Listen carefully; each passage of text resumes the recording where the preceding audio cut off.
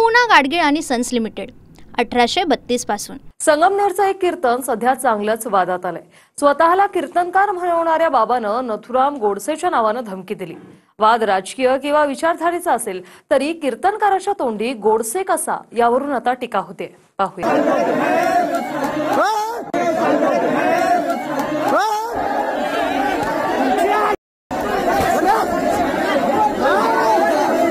तर बाळासाहेब थोरात आम्हाला नथुरामजी गोडसे व्हावं लागला। डोक्यावर गांधी टोपी, कपाळावर भागवत धर्माचा बुक्का आणि तोंडी नथुराम गोडसेची भाषा। स्वतःला वारकरी संप्रदायाचा प्रचारक म्हणणारे हे बुवा सध्या नथुराम गोडसेच्या विखाराची गाथा गातायत। यांचं नाव संग्राम भंडारे आहे। संगमनेरच्या घुलेवाडीत त्यांचं कीर्तन होतं। कीर्तनात अफझल खान वधाचा प्रसंग सांगताना काँग्रेसच्या थोरात यांच्या लोकांनी गोंधळ घालून हल्ल्याचा प्रयत्न केला असा आरोप भंडारे आणि भाजप नेत्यांचा आहे। मात्र कीर्तनात भंडारे वारकरी संप्रदायाऐवजी राजकीय विधानं करून अप्रत्यक्षपणे भाजपच्याही नेत्यांचा प्रचार करतात असा आरोप काँग्रेसनं केलाय। मात्र कीर्तनात वादावादीनंतर भंडारेंनी थेट थोरातांनाच नथुराम गोडसेच्या नावानं धमकी दिली। त्याविरोधात गुन्हा नोंदवा म्हणून काँग्रेस आक्रमक झाली।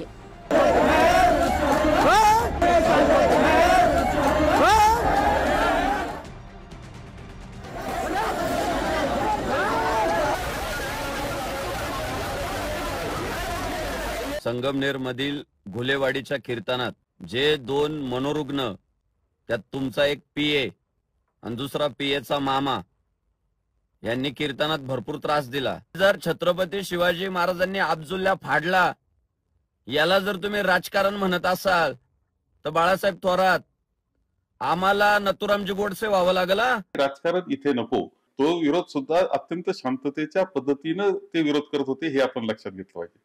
त्यानंतर होणाऱ्या खोट्या केसेस याच्यातून एक दहशत निर्माण करण्याचा प्रयत्न चाललेला आहे। पुन्हा आता निवडणुका आल्यात, ते काल काय घडलंय हे समजून न घेता पुन्हा मोर्चा त्यामध्ये काढायचा आणि सगळं वातावरण कसं बिघडून टाकता येईल, तालुक्याचं विकास कसा थांबवता येईल याचा हा प्रयत्न चाललेला आहे। निश्चितच हे बघा, या वक्तव्याचं मी अजिबात समर्थन करणार नाही।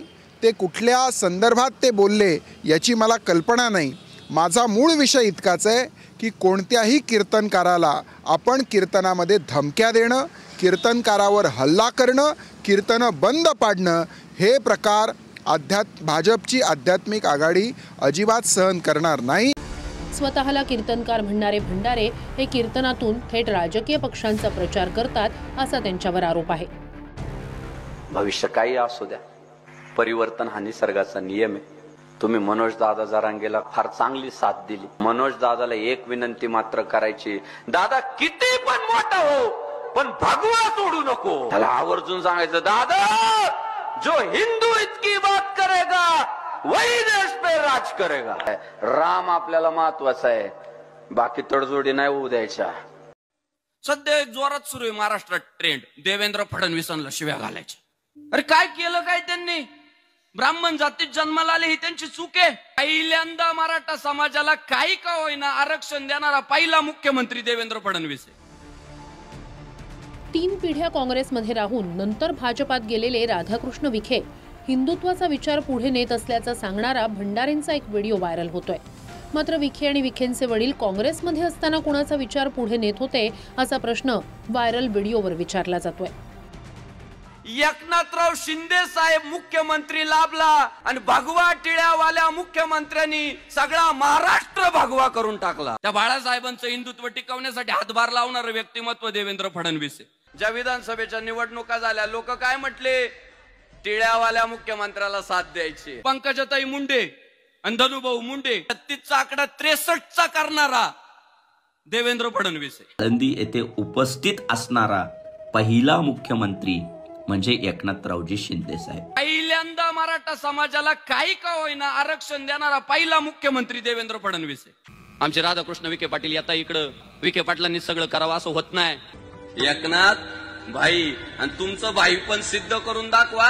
त्या अक्षयला कोर्टात नेता नेता ठोका, आम्ही तुमचं अभिनंदन करू। दादा खताळांनी सिंहाचा वाटा घेतला असेल, आम्हाला खारीचा तर घेऊ द्या। तो खारीचा वाटा घ्यायचा काम हा संग्राम बापू करतोय. संग्राम बापू महाराज हे गेल्या काही वर्षांपासून हिंदू धर्माचं रक्षण व्हावं, हिंदू संस्कृतीचं जतन व्हावं. संग्राम बापूंची भूमिका अत्यंत रास्त आहे आणि कीर्तनकारांच्या वरती लोकांचा प्रचंड विश्वास असतो. काही लोकांना त्यांची भूमिका खटकते, कारण त्यांनी भूमिका घेतल्यामुळे लोकांच्या मध्ये, हिंदू समाजामध्ये मोठ्या प्रमाणामध्ये जागृती झाली. दरम्यान कीर्तनात गोंधळ आणि धक्काबुक्की प्रकरणी थोरातांच्या समर्थकांविरोधात गुन्हा नोंदवण्यात आलाय. मात्र आम्हाला नथुराम गोडसे व्हावं लागेल असं म्हणणाऱ्या भंडारेंविरोधात अद्याप गुन्हा दाखल झालेला नाही. Bureau report TV9 Marathi. Poona Gadgil आणि सन्स लिमिटेड 1832 पासून.